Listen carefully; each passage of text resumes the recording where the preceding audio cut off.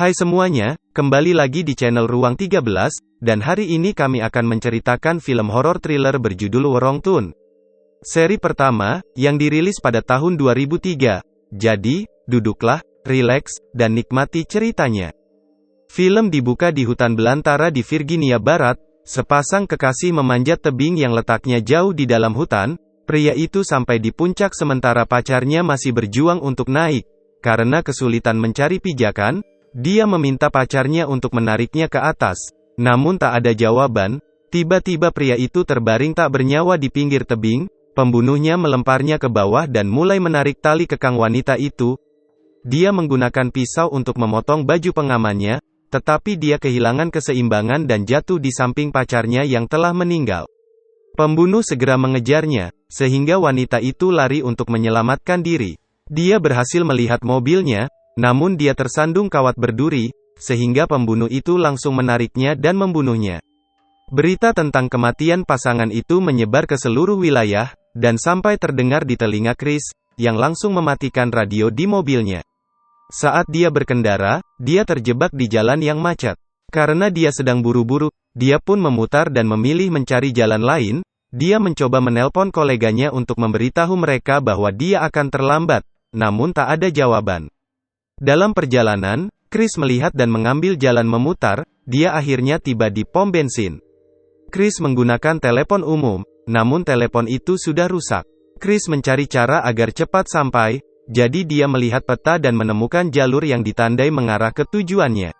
Saat dia pergi, pemilik pom bensin mengucapkan semoga sukses dalam perjalanannya, seolah-olah dia meramalkan akan terjadi peristiwa yang suram. Di jalan, Chris menemukan persimpangan jalan. Dia melihat tanda yang bertuliskan Jalan Gunung Beruang. Dia berpikir sejenak, dan memutuskan melewati jalan itu. Namun dalam perjalanan itu, Chris menabrak sebuah mobil di depannya, karena dia tak fokus mengemudi. Saat Chris keluar dari mobilnya, Scott dan Charlie mendekatinya, untuk memastikan bahwa dia baik-baik saja. Sementara Evan, mulai memarahi Chris karena mengemudi dengan sembrono, dan Franklin memintanya untuk membayar kerusakan yang dia sebabkan ke mobil miliknya. Kelompok itu lalu menjelaskan bahwa mobil mereka mengalami pecah ban, oleh karena itu mobilnya berhenti di tengah jalan. Lalu, Jesse memberitahu kelompok itu bahwa dia menemukan kawat berduri yang melubangi ban mereka. Mereka lalu berencana untuk mencari rumah terdekat, yang mungkin memiliki telepon dan bisa membantu mereka. Chris juga terpaksa ikut karena dia juga butuh bantuan. Scott meminta maaf kepada Chris karena merasa tidak enak setelah teman-temannya memperlakukan Chris dengan tidak sopan. Namun Chris mengaku, dia tak mempermasalahkannya. Mereka berempat pergi, sementara Evan dan Franklin tetap tinggal untuk menjaga mobil. Setelah beberapa saat perjalanan, kelompok mereka menemukan hewan mati. Namun keadaannya sangat aneh. Scott mengira itu tupai, tapi Chris mengoreksinya dan mengatakan itu adalah cerpelai, dan dia membual bahwa dia lulusan kedokteran. Di sisi lain, Evan dan Francine memiliki momen intim mereka. Setelah percakapan yang panjang, Franklin turun dari mobil dan meminta Evan melepas celananya. Evan lalu menciumnya dan segera, mereka mulai bercinta. Sementara itu, Scott dan Charlie melamun tentang masa depan mereka sebagai pasangan. Scott kemudian melihat api di samping pohon, yang menandakan seseorang menyalakan api belum lama ini. Mereka memanggil orang misterius tersebut yang mungkin masih ada di sana. Namun tak ada jawaban. Mereka lalu pergi dari tempat itu karena merasa curiga. Di sisi lain, setelah puas bercinta, Evan dan Francine mulai menggeledah bagasi mobil untuk mencari camilan, bahkan mereka juga menggeledah mobil Chris. Tiba-tiba, suara samar dari cabang pohon yang patah terdengar dari dalam hutan, dan membuat Evan penasaran, jadi dia segera pergi untuk memeriksanya. Namun, Evan tak kunjung kembali, jadi Francine memutuskan untuk mencarinya karena merasa khawatir. Sesaat kemudian, dia melihat sepatu Evan tergeletak di tanah. Setelah maju beberapa langkah, Francine menemukan daun telinga Evan di tanah. Dia mulai ketakutan dan berjalan mundur, namun tanpa sadar dia sedang menuju ke kematiannya. Di saat bersamaan, Scott dan Charlie masih bermimpi tentang pernikahan mereka di masa depan. Scott berbicara panjang lebar tentang pernikahan mereka dan tanpa sadar dia tenggelam dalam pikirannya. Sesaat kemudian dia akhirnya menyadari bahwa Charlie tidak bersamanya. Scott mulai merasa panik karena Charlie tiba-tiba menghilang. namun dia kemudian muncul dan menakuti Scott.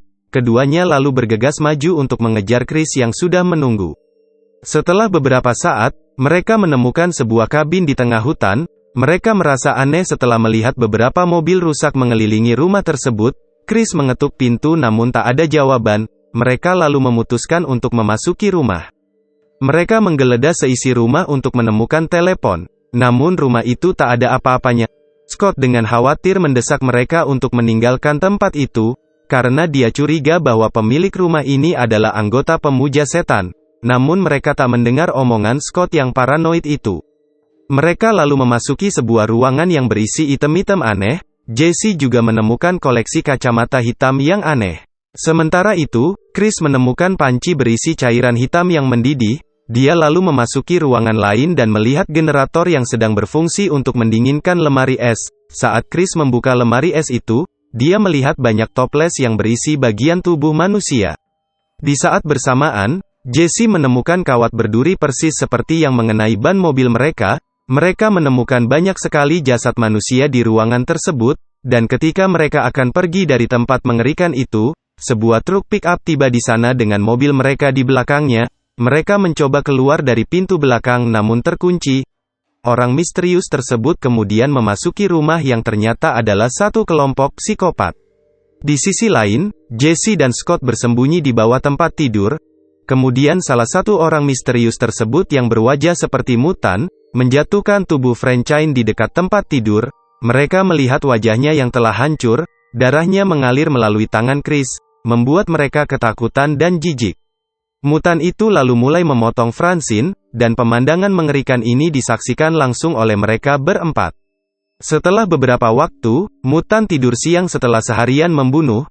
Mereka lalu mulai keluar dari tempat persembunyian. Charlie menjatuhkan kendi dan membuat keributan. Namun beruntung mutan itu masih tertidur. Mereka merasa mual karena tak tahan melihat kondisi tubuh Francine. Mereka lalu berjalan ke pintu keluar. Chris menahan engsel pintu agar tak berbunyi sampai membuat tangannya berdarah, sementara yang lain langsung keluar. Namun setelah Chris melepasnya, terdengar suara bising yang membuat salah satu mutan terbangun dan melihat mereka pergi. Mereka mulai berlari mendaki gunung dan di belakang mereka melihat para mutan meninggalkan rumah dan bersiap berburu lagi. Sekian lama mereka berjalan, mereka akhirnya tiba di area yang dipenuhi dengan mobil bekas, dan terlihat banyak bercak darah dari sisa-sisa pembunuhan. Dari kejauhan, Chris mendengar truk pick-up mendekat mereka, lalu mereka bersembunyi di balik mobil. Ketika para mutan turun dari mobilnya, Chris berencana menggunakan truk pick-up itu untuk melarikan diri. Scott lalu menyarankan agar salah satu dari mereka mengalihkan perhatian, sementara sisanya membajak mobil itu. Tanpa ragu, Chris mulai berlari dan berteriak. Salah satu mutan menembak dan mengenai betis Chris.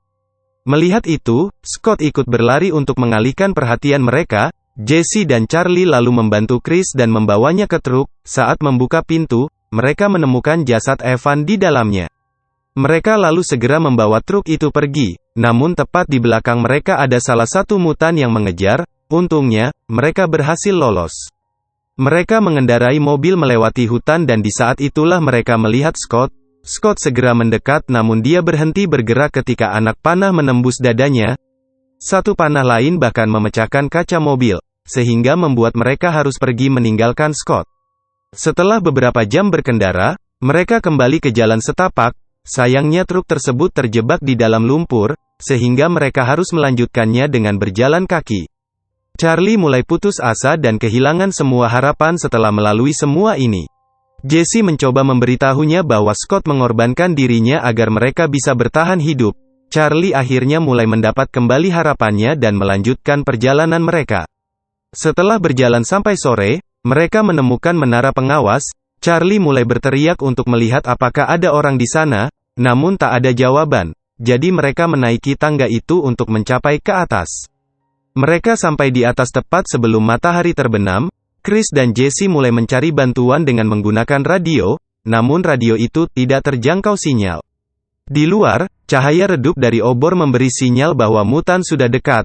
Awalnya mutan melewati mereka, namun alarm yang muncul dari radio menarik perhatian mereka. Penjaga hutan menerima panggilan darurat dan menanyakan lokasinya.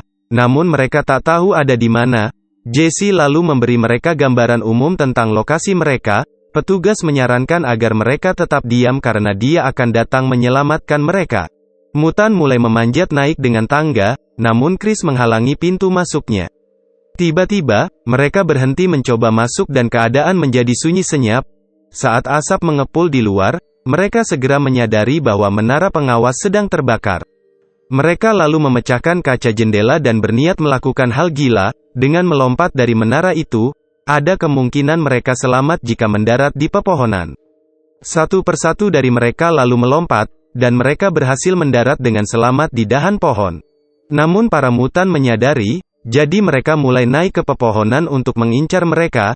Ketika mereka sedang bersembunyi di dalam bayang-bayang, salah satu mutan berhasil menemukan Charlie, dan dia langsung membelah kepala Charlie dengan kapaknya. Chris dan Jesse melihat tubuh Charlie terpisah dari kepalanya. Mereka terus melarikan diri di bawah tekanan tawa serta ratapan para mutan yang bergema di seluruh hutan. Chris berhenti untuk menahan dahan pohon, sementara Jesse memancing mutan untuk mendekat. Salah satu mutan yang mendekat segera dijatuhkan oleh Chris. Setelah beberapa jam pelarian, Chris dan Jesse bersembunyi di balik air terjun. Jesse yang putus asa mengungkapkan jika dialah yang mengajak teman-temannya untuk pergi berlibur dan melewati jalan hutan. Andai dia tak mengajak mereka, pasti sekarang mereka masih hidup. Chris mencoba menghiburnya dan keduanya tanpa sadar mulai dekat. Mereka lalu menghabiskan malam dengan berpelukan. Besok baginya mereka meninggalkan air terjun untuk melanjutkan pelarian mereka. Harapan muncul ketika mereka melihat sebuah jalan, tapi kemudian sebuah kapak terlempar ke arah Chris, dan para mutan datang mengepung mereka. Mereka mendorong Chris ke bawah dan menculik Jesse. Seorang petugas yang sedang berpatroli menemukan Chris. Chris segera melaporkan tentang psikopat yang mengincar mereka, namun panah menembus kepala Sheriff di tengah percakapan. Ketika Mitan turun untuk mengecek, Chris segera pergi menjauh dan mengamati. Dia menunggu mutan masuk ke dalam mobil, kemudian Chris menyelinap ke bawah mobil, dan berpegangan erat untuk ikut kembali bersama mutan. Di sisi lain, Jesse diikat oleh mutan lain di kasur dan bersiap dimutilasi hidup-hidup. Tidak lama kemudian, mutan dan Chris tiba di sana. Chris melihat mutan itu menyeret tubuh Sheriff ke dalam. Dia juga mendengar tangisan Jesse. Saat para mutan akan memulai pemotongan, tiba-tiba pintu depan terbakar oleh api. Saat salah satu mutan mendekat, Chris menabrak rumah itu beserta mutan tersebut. Dia lalu melempar bom molotov ke mutan satunya. Saat mutan itu terbakar, dia menikamnya, dan mutan yang terbakar itu jatuh ke tanah. Segera, Chris melepaskan Jesse. Namun para mutan bangkit kembali dan mengambil kapak mereka untuk mulai menyerangnya. Chris mati-matian menghindar dari serangan mereka. Namun dia akhirnya tertangkap. Saat hampir dibunuh, Jesse muncul dari belakang mutan itu, dan menembak mutan itu dengan panah, dan mengenai belakang kepalanya. Saat mereka mengira kengerian telah berakhir, mutan terakhir muncul dan menyerang Chris. Jesse yang mencoba menolongnya justru beralih menjadi incaran mutan itu. Saat lengah, Chris mencekik mutan itu dari belakang, dan Jesse memberikan serangan terakhir menggunakan kapak. Namun kedua mutan itu masih hidup, sehingga membuat Chris menembak tangki bahan bakar mobil, dan meledakkan mereka. Setelah beberapa saat, truk itu mendekati pom bensin. Pemiliknya segera menutup rumah dengan ketakutan. Namun dia terkejut, karena yang keluar dari mobil itu adalah Chris yang datang untuk mengambil peta. Akhirnya, Chris dan Jesse selamat. Mereka kembali ke jalan raya dan bergegas untuk pulang, dan film berakhir. Jadi, bagaimana pendapat kalian tentang film ini? Mungkin bisa menulisnya di kolom komentar. Jika kalian menyukai video ini, jangan lupa berikan tanda suka, dan jangan lupa berlangganan untuk lebih banyak video.